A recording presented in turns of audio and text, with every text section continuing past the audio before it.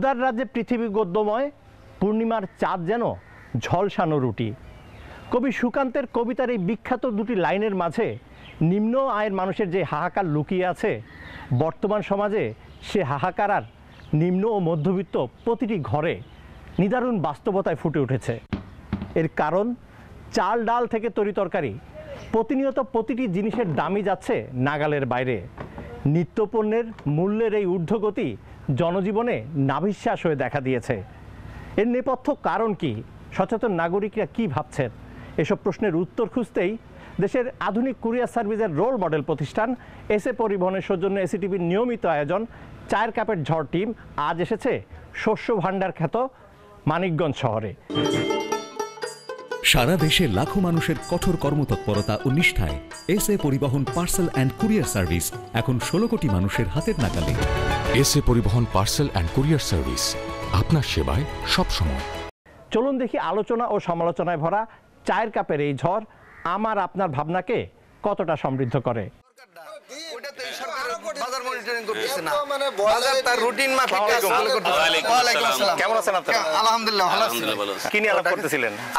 বাজার ব্যবস্থা নিয়ে আলোচনা করতেন। বাজারের যে অবস্থা ভাই, রীতিমতো আগুন লেগে গেছে বাজারে। মানে বাজারে সাধারণ মানুষ যারা যায়, ব্যাগ নিয়ে ঠিকই যায়, পকেট ভর্তি টাকা নিয়ে যায়, চিন্তা করে যে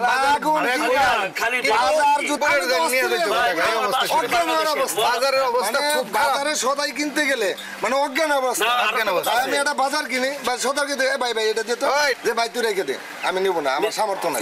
ভাই এমন একটা আমরা যে ভাবে বাস করি, আমরা বাংলাদেশে নাই, আমরা হলো অস্ট্রেলিয়া আমেরিকার মতো বাস করতেছি। কারণ হলো আমরা কামাইলে 10 টাকা, ব্যয় করতে হলো 20 টাকা, বাকি 10 টাকা আমরা কি করবো, কইতে আসবো।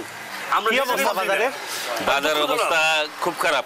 মধ্যবিত্তের বাজার করা সমস্যা হয়ে গেছে, আর নিম্নবিত্তের তো বাজার চিন্তাই করতে পারে না। মধ্যবিত্ত তারা এখন কচুরলতি আর কোনো মধ্যে বাজি করে খাইতেছে। আলু ভর্তা দিয়ে যে ভাত খাইবো, সে আলুর কেজি 60 টাকা, কচুর কেজি 100 টাকা, সিমের কেজি 200 টাকা, ধনিয়া কেজি এই দেশে সব বর্তমানে করলা 100 টাকা কেজি আছে। আমি মনে করি যে এই বর্তমানে আওয়ামী লীগের পেঁচাত্তা 5 তারিখে আগস্টের পরে আমাদের যে অবস্থা হওয়ার কথা ছিল সে অবস্থা নাই। 5 তারিখে এমন একটা সিন্ডিকেট আওয়ামী লীগের দুঃশাসনের যে লোকগুলা ওরাই নিয়ন্ত্রণ করতেছে, ওরাই নিয়ন্ত্রণ। শেখ হাসিনা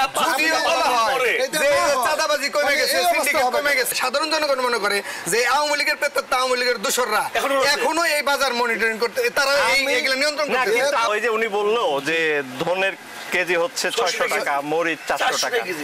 প্রত্যেকটা পণ্যের উৎপাদন খরচের সাথে তো তার মূল্যটা নির্ভর করে না, সেটা ঠিক আছে।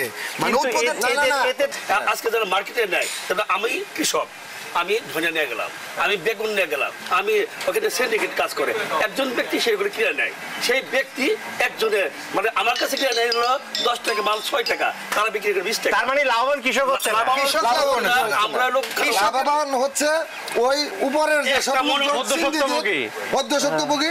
দেখেন আপনি কীটনাশক গুলা যে কৃষক কিনে, ওটা কীটনাশক দিতে হয়, তাহলে কীটনাশকের দাম কি কমছে? কমে। আর কৃষি পণ্যের যে উপকরণ যারা বিক্রি করে, ওই আওয়ামী লীগ যারা ডিলার নিয়োগ দিচ্ছে, ওরাই ওগুলো বিক্রি করতেছে। এখন আপনি বীজ বলেন, সার বলেন, কীটনাশকের যে মানে কৃষি উপকরণ গুলো বলেন, এগুলোর দাম তো এখনো ওই আগের ডিলারগুলো এগুলো দামগুলো বাড়ায় রাখছে। আমাদের মনে হয় তাই যে বর্তমান সরকার, কেয়ারটেকার সরকার আসার পরে যে পরিবর্তনটা জনগণ আশা করছিল, সেই পরিবর্তনটা জনগণ পাচ্ছে না।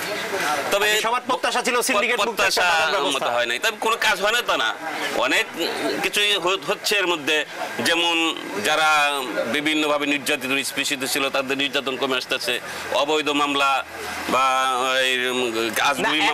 মামলা, এখন পুলিশের চাঁদা দিতে হয় না, রোডের চাঁদা দিতে হয় না, তাহলে এত দাম কেন? বিগত 15 বছর যারা এই আবর্জনা ওই সিন্ডিকেট গুলো হলো ওই সাইলেন্ট কিলারের মতো কাজ করতেছে। এইটা সরকারকে অবশ্যই ভেবে দেখতে হবে। অবশ্যই ভেবে দেখতে হবে। সাইলেন্ট কিলার এখন দেখেন, অন্তত এই সরকারের কাছে জাতির বৃহৎ প্রত্যাশা, ছাত্র জনতার ঐক্যবদ্ধ আন্দোলনের ফসল এই সরকার। কিন্তু জনগণের পালস যদি না বুঝে, জনগণ অন্তত এই সরকারের কাছে প্রত্যাশা করছিল এইবার অন্তত ভারতে ইলিশ আমাদের রপ্তানি হবে না, কিন্তু আমরা ঠিকই দেখতে পেলাম কি এখানে 3000 মেট্রিক টন ইলিশ রপ্তানি করা হয়েছে। এবং পরিবেশ উপদেষ্টা উনি বলতেছে যে এইটা রপ্তানি করা হয়েছে মানে আমরা সেখান থেকে কিন্তু টাকা পাইতেছি, আমাদের রাষ্ট্র কোষাগারে টাকা আসতেছে না। এর আগেও তো ইলিশ রপ্তানি হয়েছে, সেই তুলনায় কিন্তু একবারে এত যাচ্ছে না, এত যাচ্ছে না। কিন্তু এইবার তো অন্তত নিম্নবিত্ত মধ্যবিত্তরা প্রত্যাশা করছিল যে আমরা 15 বছর ইলিশ খাই না, এবার ইলিশ খাবো না। আমার বাজারে কেন দাম বেশি? ভারতের বাজারে দাম বেশি। ইলিশ মাছ মানে কি মনিটরিংটা নাই? আমাদের একেবারে আমাদের জাতীয় মাছ ইলিশ, অথচ জাতি সেই ইলিশ তার প্লেটে 6 মাস 1 বছরে সেই ইলিশ তার প্লেটে যায় না। তাহলে জাতি হিসাবে আমরা কতটুকু ব্যর্থ এখানে যে আমার জাতীয় মাছটা আমি একটা সাধারণ মানুষের মুখে 6 মাসে 1 বছরে একবার দিতে পারি না। এই জায়গায় করা উচিত শক্ত মনিটর এবং সরকারদের নির্ধারণ করে দেবো যে এর বেশি দাম যাওয়া। এখানে আমাদের অনেকে বলে যে ইলিশের একটা কৃত্রিম সংকট তৈরি করে দামটা বাড়ায় রাখা হয়। মনে করে যে মনিটরিং কারা আছে, এটা প্রক্রিয়াজাত করার মাধ্যমে যেতে পারে। আওয়ামী লীগ থাকাকালীন 16 বছর 10 মাস আওয়ামী লীগ দেশ চালাইছে, তাদের যে দুর্নীতি আঁকড়ার লোকগুলি সারা বাংলাদেশে ছড়িয়ে ছিটিয়ে রাখছে, তারা এই সরকারকে ফল্ট করে সে এবং সরকারের ফল্ট করে বিএনপির উপর দূর চাপায় তারা আবার ব্যাককাম করার চেষ্টা করতেছে। আমি মনে করি এই মনিটরিংটা অত্যন্ত সংস্কার করা হচ্ছে সারা বাংলাদেশে। উনি যেটা বলছে এটা একটা আসলে অন্তর্বর্তী সরকারের বিরুদ্ধে একটা ষড়যন্ত্রের অংশ, যাতে সরকারকে অজনপ্রিয় করা যায়, সাধারণ মানুষের থেকে আলাদা করে ফেলা যায়। ভারতের বিভিন্ন কিছু নিয়ন্ত্রণ করতে চায়, সেই সাথে বাংলাদেশের রাজনীতি, বাংলাদেশের বাজার ব্যবস্থা, বাংলাদেশের সংস্কৃতি, এগুলা তারা একসাথে নিয়ন্ত্রণ করতে চায়। যে যার দরুন দেখা গেছে আমাদের কেয়ারটেকার সরকার, যদিও ভারতে অন্তর্বর্তী সরকার ভারতে ইলিশ রপ্তানিতে তারা কোনো ইচ্ছা ছিল না, তাদের অনিচ্ছা সত্ত্বেও সেই রপ্তানি করতে হয়েছে। বিগত সরকার স্বইচ্ছায় স্বতঃস্ফূর্তভাবে যে রপ্তানি করছে, আর বর্তমান সরকার বাধ্য হয়ে করছে। বিভিন্ন সেক্টরে বিভিন্ন জায়গায় সেই আওয়ামী পেদার তারা আমরা কতকাল আর অভিযোগ দিয়ে চলবো? আমাদের তো এবার নিজেদের সক্ষমতা আছে। না না, আমাদের তো এখন নিজস্ব সক্ষমতা আছে। বাজার ব্যবস্থাপনা গড়ে তুলতেছি। উনি নির্লজ্জ হাসিনা, উনি নির্লজ্জের মতো আমাদের কাঁঠালের বার্গার খাইতে বলছে, আমাদের এই কি মিষ্টি কুমড়ার আমাদের বেগুনি খাইতে বলছে, আমাদের ভাতের আলু খাইতে বলছে। অথচ 5 আগস্টে উনার ফ্রিজে 1.5 কেজি ওজনের ইলিশ পাওয়া গেছে 17-18টা। ওইখানে পাঙ্গাস মাছ পাওয়া গেছে, বড় বড় পাঙ্গাস মাছ, পদ্মার পাঙ্গাস, সেইগুলো পাওয়া গেছে। ওনার ওইখানে দেশি মুরগি পাওয়া গেছে। উনি যেভাবে খাবারের পসরা সাজাইতো, আপনারা দেখবেন হাসান মাহমুদের টেবিলে খাবারের কি পসরা ছিল, ওবায়দুল কাদেরের টেবিলে কি রকম পসরা ছিল। অথচ ওনারা বিলাসবহুল খাবার, মুখরোচক খাবার খাইছে, আর আমাদের জনগণকে এই উপদেশ দিছে। আওয়ামী লীগের প্রত্যেকটা নেতাকর্মী লুটপাট, দুর্নীতি, দুঃশাসনের কারণে ওরা রাতারাতি টাকা পয়সার মালিক হয়েছে। বাজারের সমস্ত দামি দামি এবং মুখরোচক খাবারগুলা ওনাদের টেবিলে ডাইনিং এ ঠিকই পাওয়া গেছে, কিন্তু সাধারণ মানুষের মুখে সেই খাবার ছিল না। এবং এইভাবে যারা আওয়ামী লীগের দোসর, আওয়ামী লীগের যারা পেদাত্তা, এখনো তারা ওই সময় দুর্নীতি করে, লুটপাট করে যারা টাকা পয়সা কামাইছে, দেখবেন বাজারে গেলে তাদের ব্যাগ ঠিকই ভর্তি যায়। আর আমার দেশের সাধারণ জনগণ, আমরা যারা নিম্নবিত্ত মধ্যবিত্ত লোক আছে, তাদের ব্যাগে প্রধান নেই। আমরা মনে করি কার্যকর ভাবে, যৌক্তিক ভাবে এগুলা যদি সরকারের পক্ষ থেকে মনিটরিং করে সেনাবাহিনীর মাধ্যমে, তাহলে এই বাজার পরিস্থিতি নিয়ন্ত্রণ আসবে বলে মনে করি। সেনাবাহিনীকে ম্যাজিস্ট্রেসি পাওয়ার দিচ্ছে আমার মনে হয় কাগজ কলমে। সেনাবাহিনী মার্কেটে থাকা কারণেও যদি এই বাজার ব্যবস্থা হয়, অবশ্যই এখানে মনে হয় কোনো অশুভ ইঙ্গিত বহন করতেছে। আমার মনে হয় এখানেও কিছুটা ভারতীয় আগ্রাসনের ভূমিকা পালন করতেছে কেউ না কেউ। এই ভারতীয় আগ্রাসনের যে ছাত্র জনতা, যেসব পোলাপান, আমাদের বাচ্চারা যেভাবে বুক মিলিয়ে দিছে, আপনারা বুকে সাহস রাখুন। অন্তর্বর্তী সরকারকে আমি বলবো,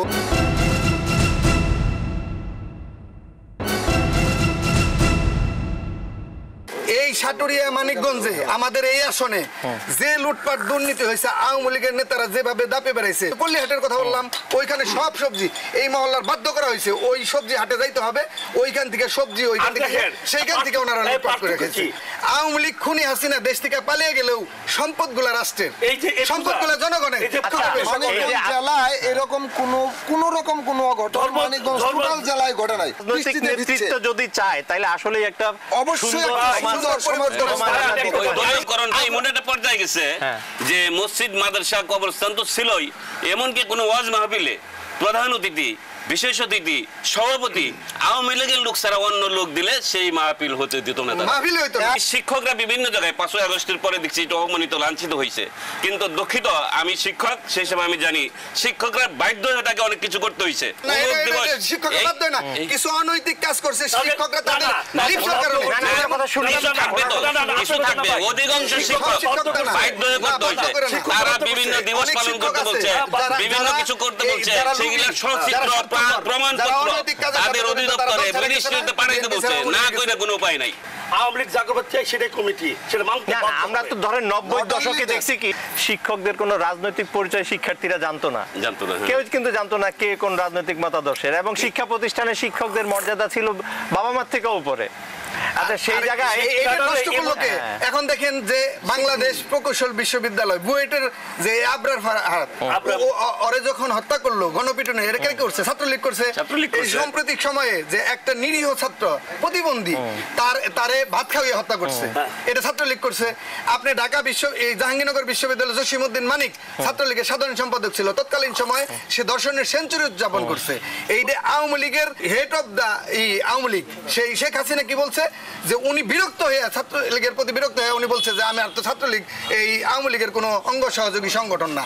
তাহলে আওয়ামী লীগের ছাত্রলীগের দরবার সে রাজি হয় নাই, কিন্তু সে কিন্তু তলে তলে কিন্তু মুনাফিকি আচরণ করছে। আবার সেই হাসিনা কি করছে? 18 জুলাইয়ের পর ওই সাদ্দাম হোসেনের ছাত্রলীগের সাদ্দাম হোসেনের ঢাকা বিশ্ববিদ্যালয়ে পাঠিয়ে অস্থিতিশীল পরিস্থিতি সৃষ্টি করছে। কে? তার জন্য এইটা করছে হেলমেট বাহিনীর দল। আপনারা দেখছেন আপনি ছাত্রদের কোথা দেওয়া দেয় নাই, বিএনপির কোথা দেওয়া দেয় নাই। শেখ হাসিনা যে খারাপ লোক, আইনা করছে, শেখ হাসিনা যে খারাপ লোক, আমাদের নারী শিক্ষার্থীরা তারাও রক্ষা পায়। আমরা যখন রুকে হলে ছাত্রীদের উপর নির্মম অত্যাচার হয়েছে।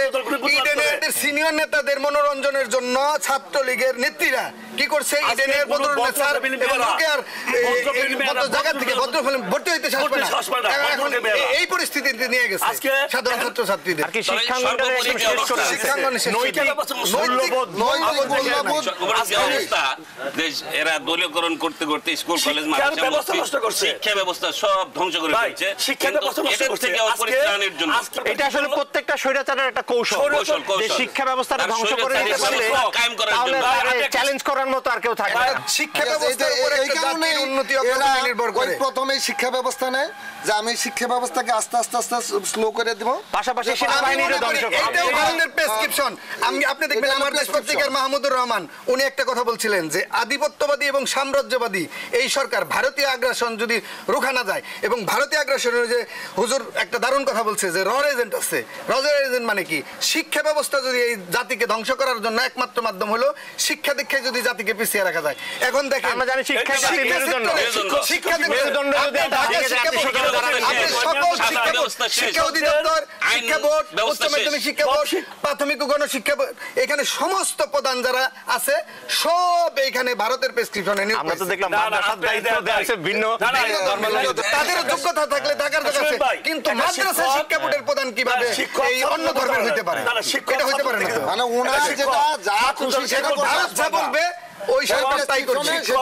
এখন এই যে দেখেন, এবং এটার সাথে তো আমাদের কিছু কথিত বুদ্ধিজীবীও এটার সাথে জ্ঞানজাম হয় না। আমাদের কিছু বুদ্ধিজীবী আছে, এই মুনতাসির মামুন বলেন, শাহরিয়ার কবির বলেন, এরা তো জাতির দুশ্মন, জাতির কলঙ্ক। এরা কি করছে? কমিটি করছে, তার মানে হলো এরা ভারতের এজেন্ডা বাস্তবায়নের জন্য এদের বসিয়ে রাখা। জাফর ইকবাল আছে। টক শো এই সরকারের মানে রুট ম্যাপ তৈরি করতে টক শো আওয়ামী লীগ দালালদের কি করছে? টক শো দাঁড়াচ্ছে, তারা কি করছে? এই যে সুভাষ সিংহরা ভারতের দালাল, এই ভারতের দালাল, এই অজেন্ডা, এই যে মুন্নি সাহা ছিল, এই যে মনে করি শ্যামল দত্ত ছিল, এই সমস্ত মোজাম্মেল বাবু কত বড় খারাপ কি বলছে? আন্তর্জাতিক নেতৃত্ব হয়ে যাবেন, শেখ হাসিনা আপনি জাতীয় নেত্রী হয়ে যাবেন না আন্তর্জাতিক নেত্রী হয়ে যাবেন। এখন আপনি তার আমরা পাবো না প্রশ্ন করি। শেখ হাসিনা যখন বিদেশ থেকে আসতো সাংবাদিক সম্মেলনের নামে ওইখানে একটা মস্কারা হইতো, ওইখানে একটা তামাশার নাটক সাজাইতো ওইখানে কি কোন সাংবাদিক মুক্ত মনে প্রশ্ন করার সুযোগ পাইছে পায় নাই সাংবাদিকদের স্বাধীনতা ছিল না যে টিভি চ্যানেল যখনই ওদের বিপক্ষে কথা বলছে ওই চ্যানেল টপ করে বন্ধ করে দেওয়া হয়েছে ওই যে নেত্রী টুপ করে বাংলাদেশে ঢুকতে চায় ওনার যে গভীর ষড়যন্ত্র এই দ্রব্যমূল্যের প্রতি নাই এটার কি প্রমাণ উনি ওইখানে বসে বসে সকল নীল নকশা বাস্তবায়ন করতেছে আপনি দেখবেন যে ইন্ডিয়ার ইকো পার্কে বৈশা আওয়ামী লীগের যারা এখান থেকে পাচার হয়েছে ওনারা প্রতিদিন বিকেলে একত্র হয়ে বাংলাদেশের কোন কোন সেক্টর সাবেক স্বরাষ্ট্রমন্ত্রী আসাদুজ্জামান কামাল স্বরাষ্ট্রমন্ত্রী সবাই মিলে ওইখানে কিভাবে এদের সিন্ডিকেট আছে পালাইছে এখন ওই সিন্ডিকেট এগুলো সব জায়গায় বসে এখন সেভ এক্সিট কে দিছে শেখ হাসিনা যেদিন উঠে গেল ওই বিমানে গণভবন থেকে উঠে যাইতেছে ওইখানে ওই লোকগুলা ইন্টারনেট বন্ধ ছিল কি জানো ইন্টারনেট বন্ধ করে দিয়ে ওইখানে করছে পালানোর জন্য তাকে সুযোগ সৃষ্টি তাদের সেভ এক্সিট দিছে কারা দিছে এই আওয়ামী লীগের দোষর যারা তাদের নিয়োজিত তাদেরকে চিহ্নিত করা দরকার না তাদের অবশ্যই আমি বলি আপনার মাধ্যমে চাই যারা এই ওই অবৈধ সরকার এই ইন্টারনেট বন্ধ করে যাদেরকে পালানোর সুযোগ দিছে তাদেরকে ফেরত আইনের আওতায় আমরা বিচার দাবি করি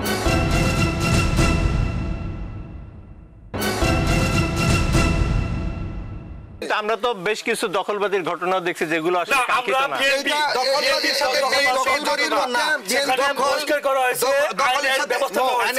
আমরা তো দেখি যে এখন ফুটপাত গুলো আসলে ফুটপাত গুলোতে আবার পরিষ্কার ছিল এখন আবার সেই চায়ের দোকান বসে যাচ্ছে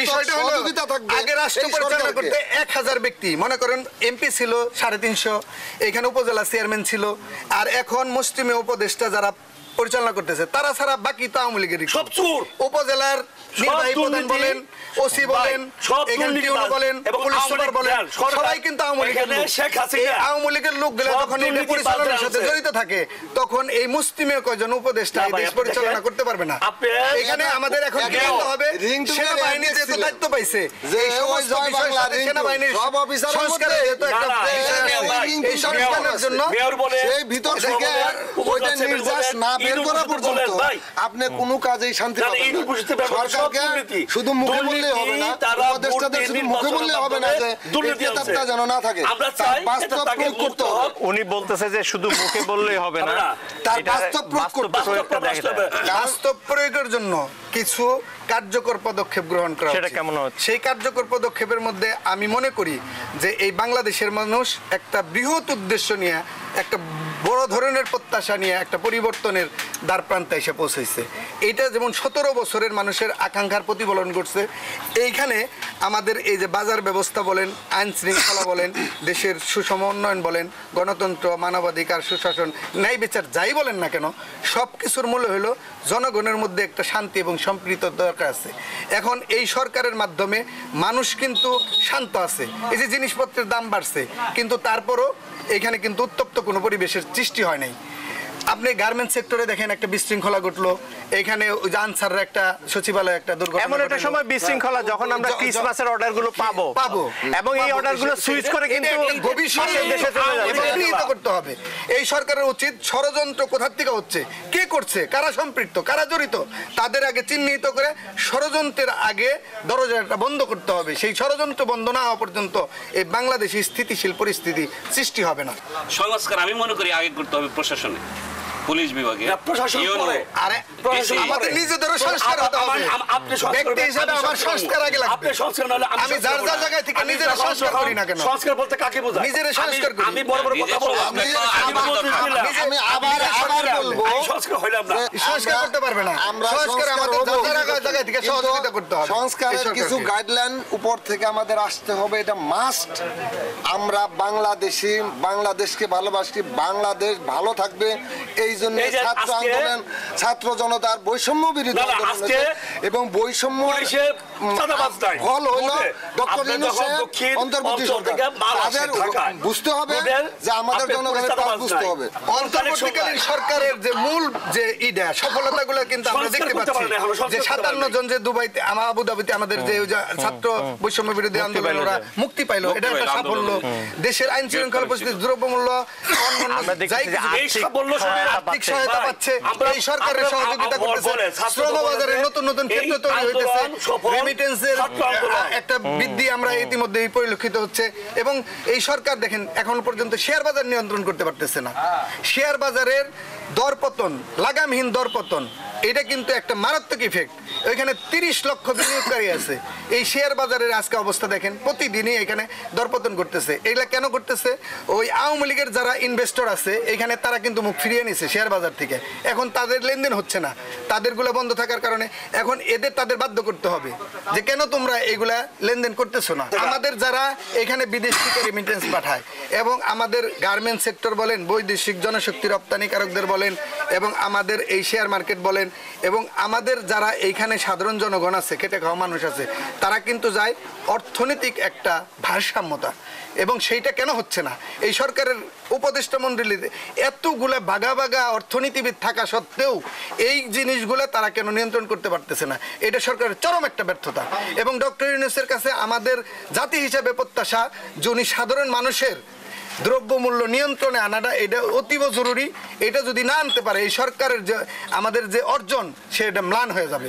এইখান থেকে জনগণের যে প্রত্যাশা, এখন মানুষ ধারণা ওনার কাছে আছে, মাছ 220 টাকা কেজি কিনতে হয়, কই মাছ তো পুকুরে চাষ হয়। দেখেন বন্যার উদ্দেশ্য করে ওরা যে টাকা এই মানুষের কাছে যে ঢাকা বিশ্ব আস্থার জায়গা হিসেবে তারা যার যা আছে অলংকার বিক্রি করে তার নোটা দোনাই বলি গ্রাম্য ভাষায়, আমাদের ব্যাংকে, মাটির ব্যাংকে টাকা জমানো টাকা সব কিন্তু আমরা জমা দিছি। সেই টাকাগুলো মানে 1 কোটি টাকা শুধুমাত্র এখানে খরচ করলো, আর 10 কোটি টাকা তারা জমা রাখলো। কিন্তু সেগুলো তো হিসাব আছে, হিসাব নাই তা না। হিসাব থাকাটা তো বড় কথা। আমরা তো তারা তো বলছে যে এটা পুনর্গঠনে, এই যে বন্যা পরবর্তী যে সংস্কার কাজ, সেই সংস্কার কাজ সংস্কারের জন্য আমরা তো পুনর্গঠন, আমরা সেটা না। আমরা আপনি দেখেন জাহাঙ্গীরনগর বিশ্ববিদ্যালয়ের তারা বলছে প্রধান উপদেষ্টা তহবিলে তারা সেই টাকাটা দেবে। এই যে সমন্বয়কদের মধ্যে যে সমন্বয়হীনতা ছিল, সমন্বয়কদের মধ্যে যে সমন্বয়হীনতা, আপনি লক্ষ্য করবেন জাহাঙ্গীরনগর বিশ্ববিদ্যালয় থেকে বেশ কয়েকজন সমন্বয়ক কিন্তু ইতিমধ্যেই পদত্যাগ করছে। এটা কি বিভেদের রাজনীতি চলতেছে?